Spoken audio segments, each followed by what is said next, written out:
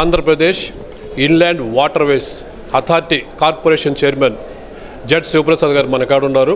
అసలు ఈ కార్పొరేషన్ యొక్క విధి విధానాలు, అలాగే జిల్లాలో వాటర్ అభివృద్ధి కోసం తీసుకున్న చర్యల గురించి, అలాగే ప్రభుత్వం తీసుకుంటున్నట్టు సూపర్ 6 గురించి మనం అడిగి తెలుసుకుందాం. నమస్తే సార్. ఈ కార్పొరేషన్ యొక్క విధి విధానాలు తెలియజేయండి. ఇది inland waterways authority of Andhra Pradesh. ఇది భారతదేశంలో కూడా ఉంటుంది. ఇన్లాండ్ వాటర్వేస్ అనేది ఒక సంస్థ, నేషనల్ సంస్థ, ఆటోనామస్ బాడీ. ఇది మన రాష్ట్రంలో కూడా ఉందన్నమాట. 2023 నుండి ఈ సంస్థ పనిచేస్తూ ఉంది. ఇది ప్రధానంగా మంచినీటికి సంబంధించినటువంటి రవాణా, టూరిజం, ప్రజలు పోవడానికి రావడానికి ఉపయోగపడే విధంగా చూసుకుంటుంది. వాటర్ని రెగ్యులేట్ చేయటం, మేనేజ్ చేయటం, వాటిని కన్జర్వ్ చేయటం ఈ యొక్క విధి విధానాలు అన్నమాట. ప్రధానంగా ఫ్రెష్ వాటర్ మనకి ఆంధ్రప్రదేశ్లో చూసినట్టయితే కృష్ణ, గోదావరి, పెన్నా రివర్స్, తుంగభద్ర రివర్ ఉంది, బకింగ్హామ్ కెనాల్ ఉంది, ఇతర కాలువలు, క్రీకులు కూడా దీని కిందకు వస్తాయి. National waterways 4 Krishna, Godavari reverse, తర్వాత బకింగ్హామ్ కెనాల్ దీని కిందకు వస్తాయి. పెన్నా రివర్ ఉంది. పెన్నా రివర్ వచ్చేసి 79 వాటర్వేస్ 79, తుంగభద్ర 104. ఇవి అనాదిగా ఉన్నటువంటివి.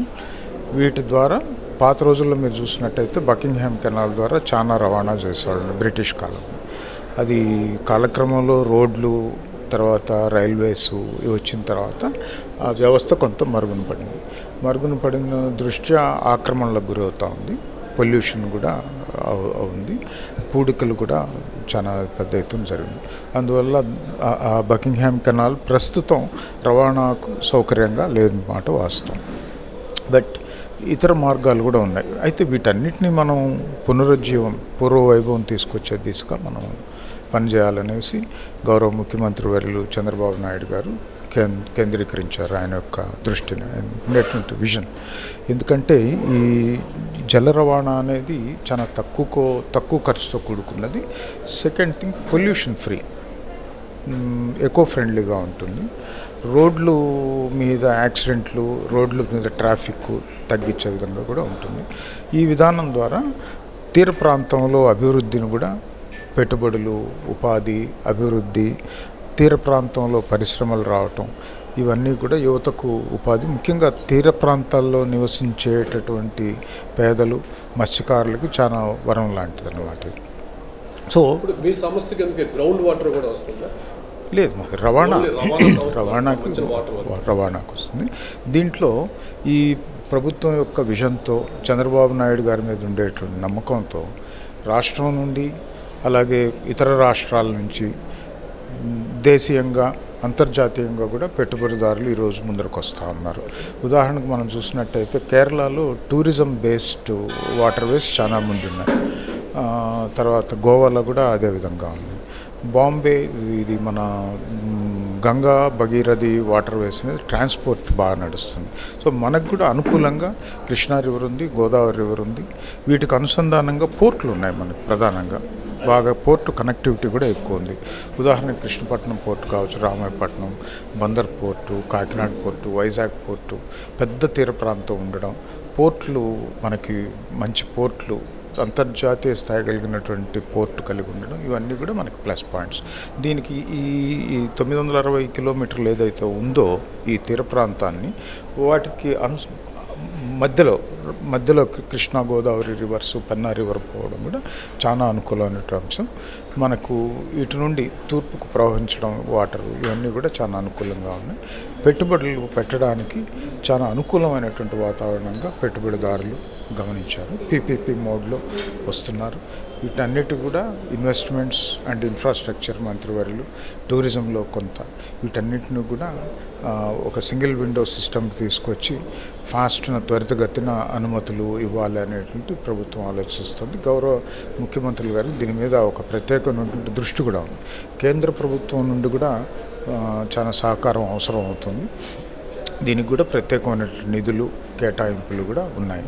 సో మనం కూడా మనకు ఉండేటువంటి వనరులను ఆసరాగా తీసుకొని కేంద్ర ప్రభుత్వం నుండి సరైనటువంటి నిధులను రాబట్టి భవిష్యత్ తరాలకు ఈ యొక్క జల రవాణాని సుపరిచితం చేసి దీని ద్వారా మనం భారతదేశం మన రాష్ట్రం అభివృద్ధిలో కీలక భూమిక పోషించేలాగా గౌరవ ముఖ్యమంత్రులు ప్లాన్ చేస్తున్నారు. ఆ విధంగా జరుగుతాయి ఏర్పాట్లు భవిష్యత్తులో. దుగ్గరాజపట్నం గురించి ఇటీవల కాంగ్రెస్ మాజీ ఎంపీ విమర్శించారు. చంద్రబాబు నాయుడు గారు ఇక దుగ్గరాజపట్నం రానియకుండా అడ్డుకుంటున్నారు అని. దాని మీద మీరే ఉంటారు? వెట్టి మాటలండి. మీరు చూస్తూ ఉన్నారు, దుగ్గరాజపట్నం పోర్ట్ అనేది భవిష్యత్తు. పక్కనే దగదర్తిలో విమానాశ్రయం వస్తుంది, పోర్ట్ వస్తుంది, పెట్టుబడిదారులు వస్తుంది. ఇప్పుడు ఫిషింగ్ హార్బర్ జువల్దిన్లో ఉండటం, సాగర్మాల్ ప్రాజెక్టు కనెక్టివిటీ, ఇవన్నీ మీరు చూస్తే ఎన్ని వెట్టి మాటలు ప్రతిపక్షాలు కాంగ్రెస్ మాట్లాడిన అర్థం లేనటువంటి మాటలు.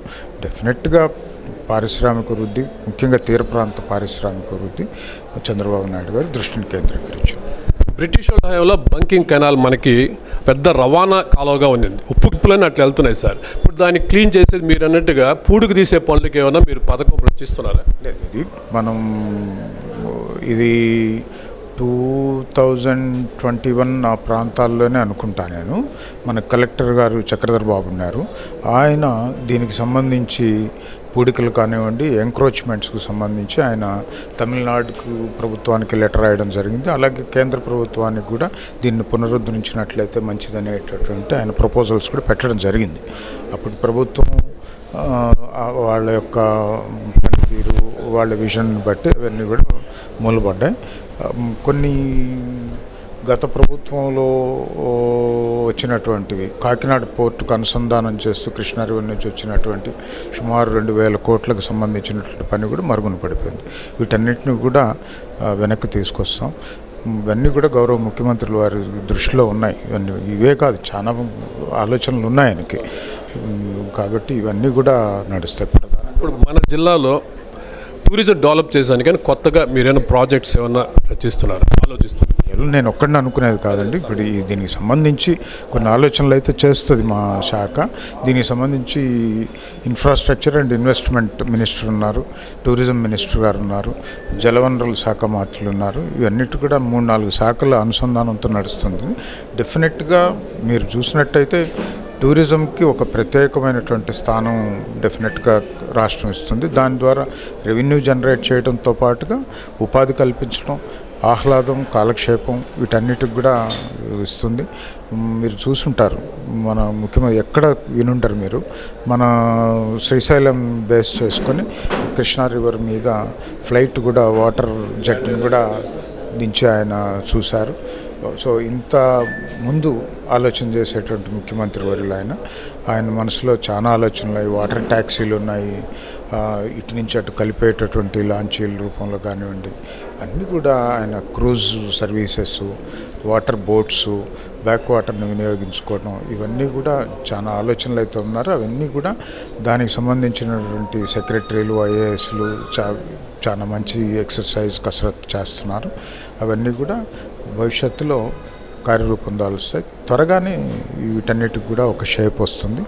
దీనికి నాందిగా రేపు 26వ తేదీన హైదరాబాద్ విజయవాడ నోవెటెల్ హోటల్లో ఇన్వెస్టర్స్తోనూ అలాగే టెక్నాలజిస్ట్తోనూ ఈ బోట్సు, తర్వాత కార్గోసు, తర్వాత ఈ షిప్స్ తయారు చేసేటువంటి వాళ్ళు, నడిపేటువంటి వాళ్ళతో ఒక సదస్సు జరగబోతుంది మార్నింగ్ నుంచి ఈవినింగ్ వరకు.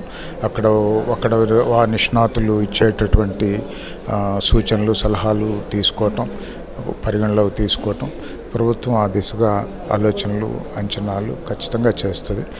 పార్టీ పరంగా సార్ సూపర్ 6 పథకాల్లో అన్ని పూర్తిగా అమలయ్యాయి. ఇటీవల చంద్రబాబు నాయుడు 6 మేము అమలు చేసేసామని చెప్పారు. వాటి మీద మీరే అన్నీ జరుగుతున్నాయి. ప్రధానమైనటువంటి ఇచ్చేశారు, ప్రధానమైనవి జరుగుతున్నాయి. సూపర్ 6 జరుగుతుంది. బాబు షూరిటీ, భవిష్యత్తు గ్యారంటీ అనేటువంటి సూపర్ సక్సెస్ అవుతుంది. తొలి రోజు నుంచి ఆయన పెట్టిన తొలి సంతకం నుండి నిన్నటి తల్లికి వందనం వరకు కూడా ఇంత లోటు బడ్జెట్లో కూడా గత ప్రభుత్వం చేసినటువంటి అనాలోచిత విధానాలు, తప్పుడు పనులు, వాటినన్నింటినీ సరిచేసుకుంటూ నిధులను కేంద్ర ప్రభుత్వం నుండి తెచ్చుకుంటూ ఇక్కడ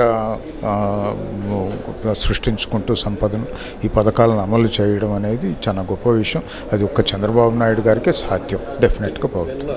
కుప్పం నియోజకవర్గం నారాయణపురం గ్రామంలో శిరీష్ అనే ఒక మహిళని ఒక టీడీపీ నాయకుడు కట్టేసి వాళ్ళకి 80,000 రూపాయలు వాళ్ళని కొట్టడం వేయడం అనేటువంటి దుశ్చర్య జరిగింది. దాని మీద చంద్రబాబు నాయుడు వెంటనే స్పందించారు. కుటుంబానికి 5 లక్షల రూపాయల డబ్బులు, పిల్లలకి అందరికీ ఉచిత చదువు ఇప్పించారు సార్. ఆ సంఘటన మీద మీరేమంటారు? సొంత పార్టీ వాళ్ళని కూడా ఆయన శిక్షించారు. దీని మీద ఖచ్చితంగా చంద్రబాబు నాయుడు గారు ఇటువంటి పనులకి ఒప్పుకోడు. మీ పార్టీ అయినా, నా పార్టీ అయినా, ఇంట్లో వాళ్ళైనా, బయట వాళ్ళైనా ఎవరు చేసినా కూడా డిసిప్లిన్కి ఆయన పెద్దపీట వేస్తారు. ఇటువంటి దుశ్చర్యలు, అహంకారపూరితమైనటువంటి చర్యలు, దౌర్జన్యాలకు ఎటువంటి పరిస్థితులు కూడా తావివ్వడు.